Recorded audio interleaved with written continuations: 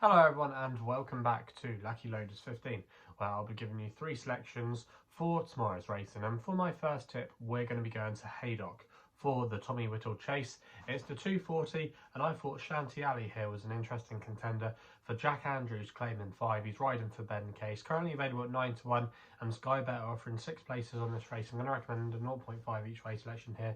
Now this horse, Shanty, you definitely have to forgive his last run when he ran at Uttoxeter. That was his seasonal reappearance, and I just think he probably needed it that day. And the ground, to be fair to him, probably wasn't testing enough, because if you go back and look through some of his form last year, he was really progressive, especially overstaying trips on heavy ground, and some of his form actually reads quite well. He ran behind a horse of John Joe O'Neill's called Time to Get Up, who went on to win the Midlands National, and also as well he wasn't disgraced when he bumped into Ask Me Early, who's one of the leading candidates for the Welsh National over Christmas. So he had a lot of smart form last year, and he's been dropped £2 for his latest reappearance effort. He's now down to a mark of 130, and I think he'll strip fitter for that run. Also as well, Jack Andrews is a real positive.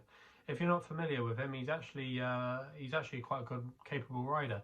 He was on the point-to-point scene, and he's had a few amateur rides over the last couple of years. He was riding for people like Neil King, and he was able to get quite a good tune out on quite a few horses. And he's now turned conditional, but I think he's definitely a name to keep on side. He's very tall, I believe, and he's been getting a few opportunities with Ben Case, including riding 2 winners for him last weekend. And even though the yards are going fairly well, Jack Andrews is responsible for all of Ben Case's recent winners, so that's definitely a positive. The ground will be definitely on his side as well. It's going to be testing at Haydock tomorrow.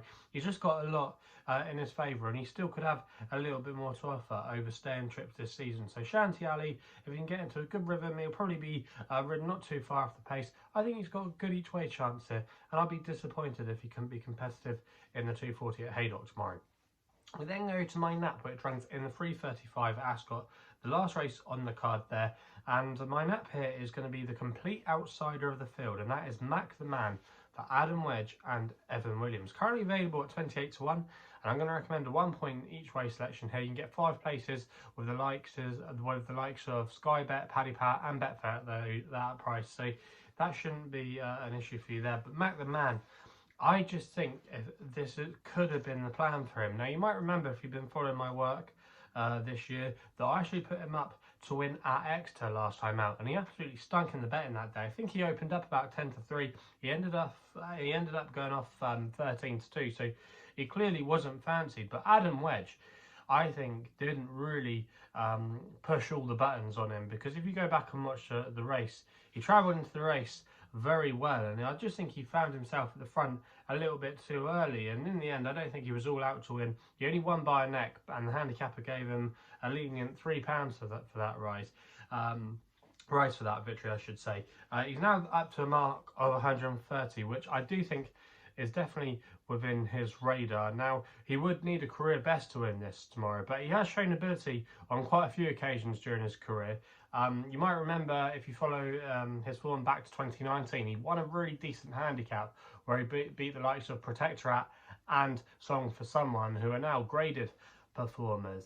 And I just think that he's got a big race in him of this nature. He was also, as well, you might remember, going absolutely great guns in the Betfair Hurdle last year, where he was brought down through no fault of his own. The only blip he's really had in recent times is when he ran in the Betfair Hurdle, but he wasn't really trying that day. Go back and look at the ride Adam Wedge gave him on that. That was a bit of a peculiar one. He was tried chasing last year and probably wasn't quite right for a campaign over hurdles, even though he did win a couple of races towards the back end. But I just think that he'll be suited by the way this race could play out tomorrow. There's going to be a bit of pace on in here. He'll have the likes of Global Citizen, Goshen as well might go forward. There's a couple of others here, one for the road. So he just needs a really strong pace to aim at, and I just think the uphill finish, the stiff uphill finish at Ascot will suit and play to his strength tomorrow. I could see him travelling very strongly, and I just think if Adam can push the button at the right time, he might be able to cause a bit of a surprise in this race tomorrow. So that's why he's going to be my nap in the last race at Ascot. We then go to the next best, which runs in the 4:30 at Wolverhampton, with a horse called Nafee for Holly Doyle and Jane Chapel High. I'm currently available with Betfair and Paddy Power at the time recording at 11 to 2.